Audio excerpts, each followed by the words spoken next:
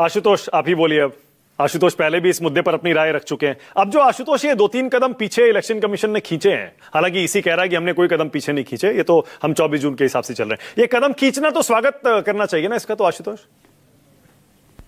नहीं, ये स्वागत योग्य कदम है। इसका मतलब ये भी है कि बिना किसी होमवर्क के ये काम किया गया है। आप इतने कम समय में आप करना चाहते हैं और आपने कोई होमवर्क नहीं किया, इसकी वजह से गलतियां हो रही हैं। देखिए, अभी बीजेपी के प्रवक्ता कह रहे थे क्लीनलीनेस प्रोसेस है, हाँ। सफाई अभियान है। तो वो जो साल भर जो समरी रिवीजन चलता है वोटर लिस्ट के अपडेशन का, वो क्या है? वो क्यों होता है? वो इसीलिए होता है ना, वो झाड़पोछ होती है आशुतोष, दिवाली पर सफाई होती है ना असली तो। देखिए, मैं गंभीरता से इस बात को कह रहा हूं। हाँ। क्योंकि 3 तरीके की एक तो रूटीन रिवीजन होता है, हाँ। एक समरी रिवीजन होता है, और तीसरा ये है। मेरा प्रश्न इस बात को लेकर यह है कि जब फरवरी के महीने में वोटर लिस्ट अपडेशन का काम खत्म हो गया था और वो पूरी तरीके से पाक साफ पाया गया था, वो बिल्कुल क्लीन था, तो अब क्लीन करने की जरूरत क्या है, अनलेस कि आपके मन में कुछ और प्लान है। दूसरी बात, जो बार बार लोग कह रहे हैं ना कि ये आपका जो आधार कार्ड उसको एक्सेप्ट नहीं करेंगे। आधार कार्ड के आधार पे तो मैं एयरपोर्ट के अंदर मेरी एंट्री हो जाती है। हाँ। आधार कार्ड के आधार पर सरकार की वेलफेयर स्कीम से फायदे मिल जाते हैं। आधार कार्ड के आधार पर मैं अपनी राष्ट्रीयता और अपनी नागरिकता को मैं साबित करता हूं। अब आधार कार्ड क्यों नहीं मान रहे? यह प्रश्न है ना। दूसरी बात, चलिए, मैं इस देश में पैदा हुआ हूं, और अगर मैं इस देश में पैदा हुआ हूं तो मेरे पिता कहां पैदा हुए, मेरे माता पिता कहां पैदा हुए, इससे आपका क्या लेना देना? मैं अगर इस देश का नागरिक हूं, मैं यहां पैदा हुआ हूं, तो मैं स्वाभाविक तौर पर इस देश का वोटर हूं। यूनिवर्सल सफरेज की बात जो की गई उसी संदर्भ में की गई है। अनलेस कि मेरी नागरिकता पर संदेह हो, तो मेरे माता पिता पाकिस्तान में पैदा हुए या वो होनोलुलु में पैदा हुए या टुम्बकटू में पैदा हुए, इससे मेरी वोटर लिस्ट में मेरे वैलिडिटी और इनवैलिडिटी का या कानूनी या गैर कानूनी होने का प्रश्न कहां से खड़ा हो जाता, मैं समझ नहीं पाया हूं। तो बहुत सारे ऐसे, अमेरिका के अंदर बहुत सारे ऐसे लोग हैं जिन्होंने अमेरिका की नागरिकता ली है, और अमेरिका की नागरिकता लेने के बाद वो वहां के वोटर बन जाते हैं और चुनाव में हिस्सा लेने का अधिकार मिलता है। अब उनके माता पिता कुछ अमेरिका में नहीं पाते, ऐसे ममदानी जो अभी है, उनके माता पिता दोनों हिंदुस्तानी, दोनों ही अमेरिकन नहीं है। वो 60 साल पहले उन्होंने अमेरिका की नागरिकता ली है।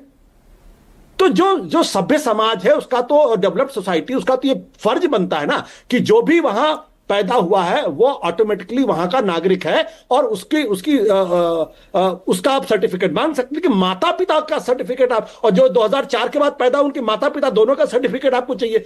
जो 87 के पहले पैदा हो, अपना सर्टिफिकेट, जो 87 2004 के भी जो पैदा हुए वो अपने माता पिता में से किसी एक का। ये क्यों? इसका मतलब ये है कि इसके पीछे का उद्देश्य कुछ और है, मंशा कुछ और मैं बड़ी जिम्मेदारी के साथ कहना चाहता हूं, यह पूरा का पूरा जो अभियान है, ये अगर आप ध्यान से देखेंगे तो समाज के जो सबसे ज्यादा दलित, पिछड़े और वंचित वर्ग हैं, ये उनके खिलाफ उनका विरोधी है, क्योंकि उनके पास इनमें से कागजात उपलब्ध करा पाना बहुत ही मुश्किल काम होगा, और उनका नाम अगर लिस्ट से गायब हो गया तो वो उसको दोबारा अपना नाम नहीं ला पाएंगे, क्योंकि उनके अंदर वो दो वक्त की रोटी कमाते हैं वो बेचारे। अब वो कहां कहेंगे भैया ठीक है हमारा वोटर नाम मत डालो, हम कम से कम अपना घर तो चला ले। हम अगर 3 दिन अगर घर पे बैठ जाएंगे तो हमारे घर में चूल्हा नहीं जलेगा। जो दलित हैं, जो पिछड़े हैं, जो वंचित हैं, जो शोषित हैं, ये उनके खिलाफ है। हम आप डॉक्यूमेंट लाके दे सकते हैं इलेक्शन कमीशन को। अच्छा आशुतोष, लेकिन आप ये तो मानते हैं कि जो घुसपैठिए हैं, गैर कानूनी तरीके से भारत में घुसे और रह रहे हैं, उनका नाम तो हटना चाहिए ना?